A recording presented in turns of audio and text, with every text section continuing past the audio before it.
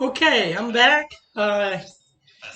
Guess this turned out to be in two parts because, again, I pushed the wrong button and it stopped filming. I put 3 layers in here of the mixture, the tomatoes and the cheese.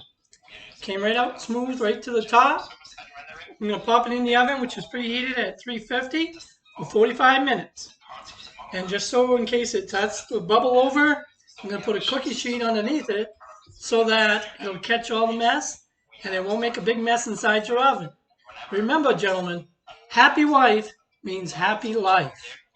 If you make a mess, you're going to be in the doghouse. So remember, while this is in the oven, we're going to do the dishes, clean the counters, put everything away, make the house nice and clean. So when she comes home from a hard day at work, you have a nice hot meal for her. All right, we'll be right back.